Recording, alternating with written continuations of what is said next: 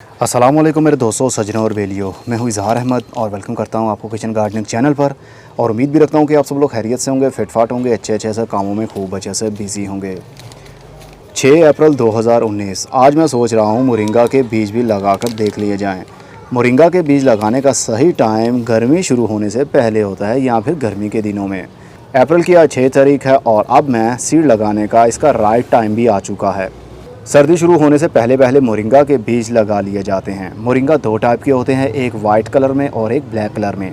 मतलब एक मोरिंगा ऐसा है जिसके बीज वाइट कलर के आते हैं और एक ब्लैक कलर के। जो ब्लैक कलर के सीड होते हैं, जो अभी आप देख सकते हैं, इनका ऑयल भी निकाला जाता है। कमर्शियल लेवल के ऊपर इनकी फार्मिंग भी की जाती है।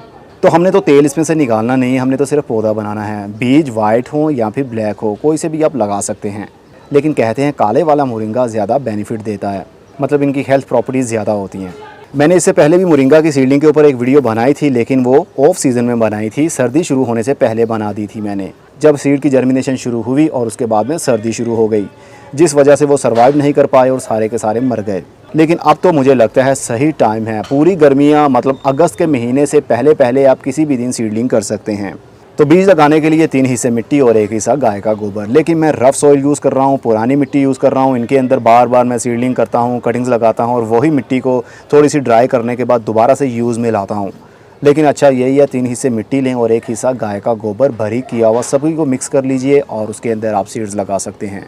मैं सीडलिंग ट्रे यूज़ कर रहा हूँ। अगर आप चाहें तो एक ही गमले के अंदर 5 से 6 या 10 बीज लगा सकते हैं।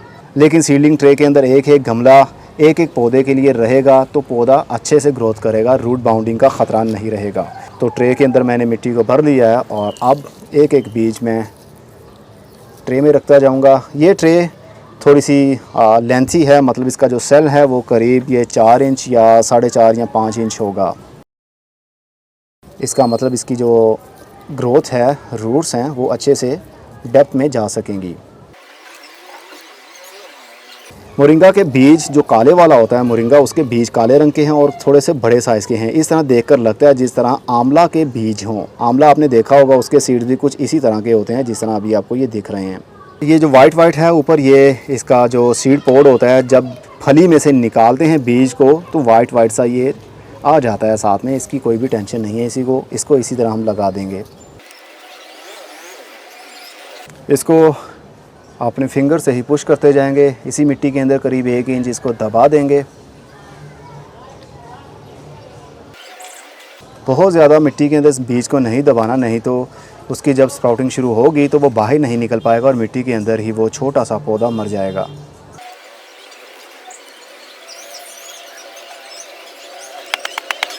लीजिए जनाब, बहुत ज़्यादा मैंने ऊपर से पुश नहीं किया है, मैं मिट्टी को कॉम्पैक्ट ज़्यादा हार्ड नहीं बनाना चाहता। अब इसको हम पानी देंगे।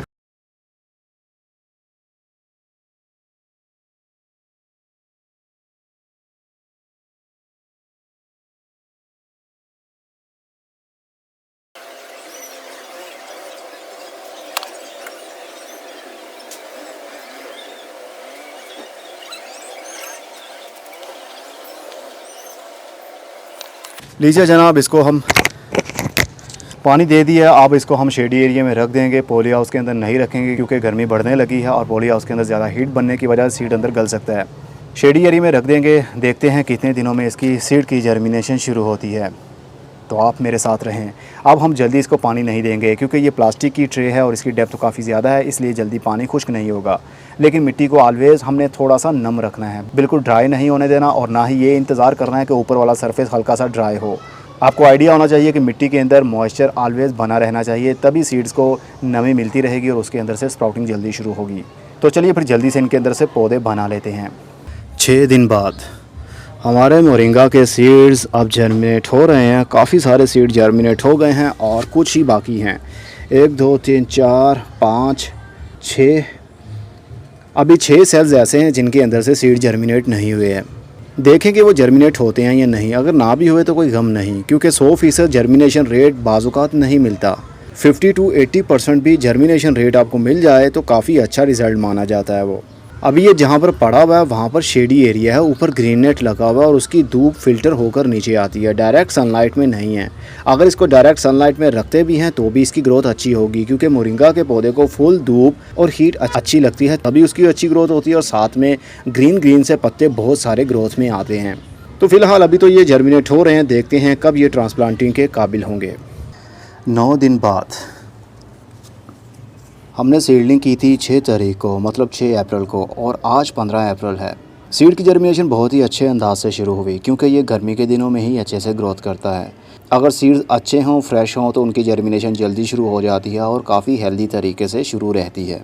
सिर्फ 2 अभी सीडलिंग सेल्स ऐसे हैं जिनके अंदर सीड्स की जर्मिनेशन शुरू नहीं हुई है। ये यहाँ पर एक सीड जर्मिनेट हो गया है। 2 दिन पहले या 3 दिन पहले मैंने इसको फुल धूप में रख दिया है। यहाँ पर दोपहर के बाद में 1 बजे से तकरीबन 3 बजे तक की धूप आती है।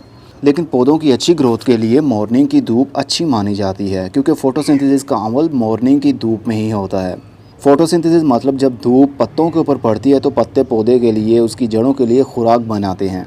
तो सुबह की धूप पौधों की ग्रोथ के लिए अच्छी मानी जाती है। लेकिन यहाँ पर जहाँ मैंने रखा हुआ है इसको, यहाँ पर आफ्टरनून के बाद की धूप आती है, तो फिर भी इसकी ग्रोथ हो रही है। वैसे भी ये पौधे फुल धूप के ही हैं, जितनी ज़्यादा इनको धूप मिलेगी उतनी ज़्यादा ही इन सभी की ग्रोथ बढ़ेगी और इनके पत्ते ग्रीन रहेंगे और बहुत ज़्यादा पत्ते आते रहेंगे।